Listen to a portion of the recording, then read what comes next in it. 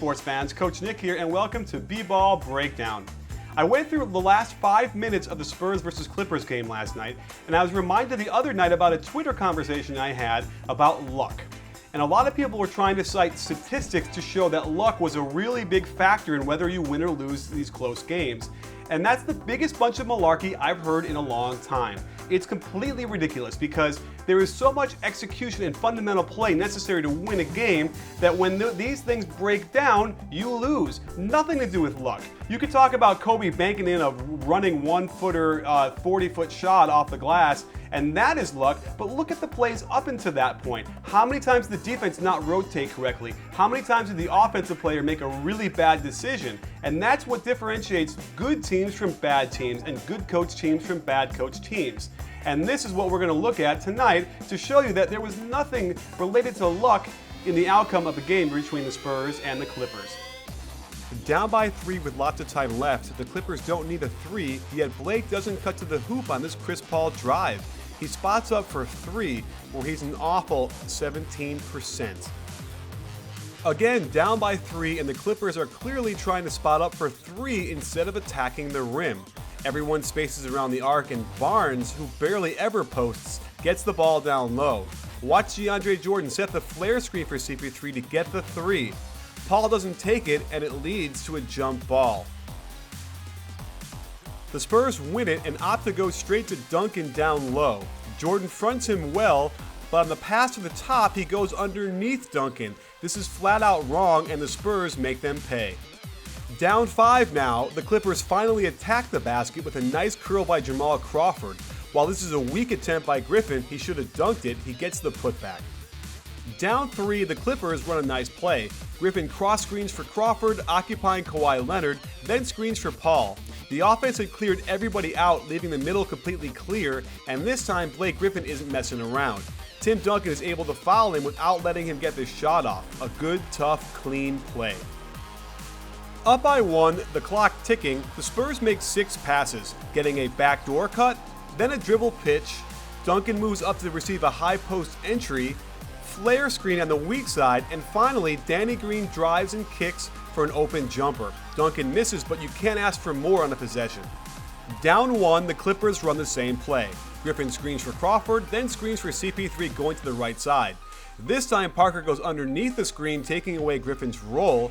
Great swing pass to Crawford, who passes up the spot up to probe the defense.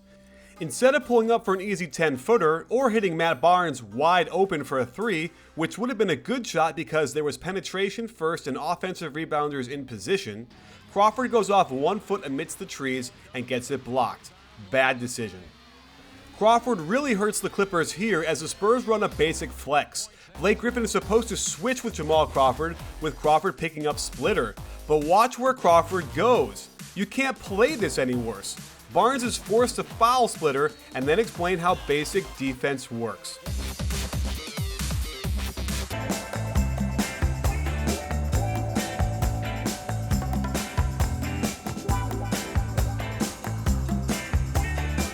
Up 3 with only a few possessions left, the Spurs go straight ISO post-up. Curious considering how great their offense works with cutting and passing. Jordan does a nice job on defense, forcing a miss.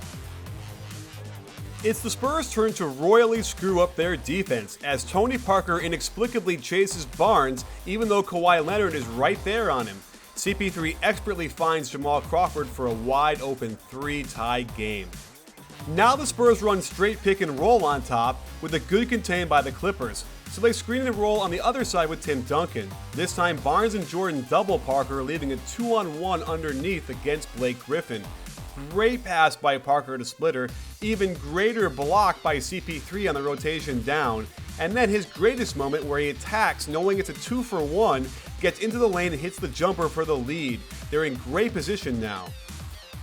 The genius of this play is that the intended receiver Tony Parker is the last guy to move after setting a down screen, then getting a cross screen.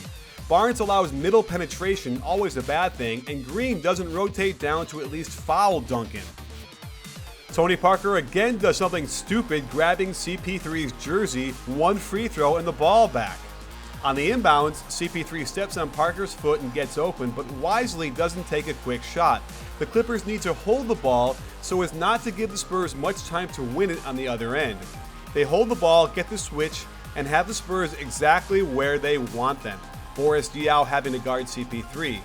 Rather than do his patented pull-up at the foul line in the big man, Paul penetrates deep and gets stripped. A terrific play by Diaw. Let's look at this Blake Griffin shot. When he picks it up, there are still 1.5 seconds left on the shot clock, but his footwork is traditionally bad, and here he doesn't even turn his body. He might as well look at the basket as he's shooting, but gives himself no chance to make this. Down one with only 7 seconds left, Duncan sets a back screen, Jordan falls asleep for half a second, and Leonard, who was cutting through, stops and screens Jordan, forcing Green to help on the Duncan shot. This is a ton of movement in a few seconds, and the Spurs get the open shot and nail it plus the foul. Normally the refs swallow the whistle, but give Duncan credit since he hit the shot. The Clippers still have time, but Crawford does not set a good screen for CP3. This would have gotten Paul a lot more open down low, and it could have gotten Crawford open too. But he shortcuts everything, and the Clippers are left arguing with the refs over a call they won't get 99% of the time. So I welcome the conversation. You want to come at me about stats with luck involved, then come at me, but I'm going to come back at you twice as hard on Twitter or here in the comments or on Facebook or Google Plus or anywhere else you want to try and find us, because it's malarkey. There's nothing about luck that's involved when you're talking about playing in clutch games down the stretch with multiple plays. I'm not talking about banking a shot in from half court. I'm talking about all the other fundamental plays on both sides of the ball that are key to winning a game and that good coaches know how to teach. Well, thanks for joining us. Stay tuned for lots more coming up on B-Ball Breakdown, because don't forget, we're not a channel, we're a conversation. You in?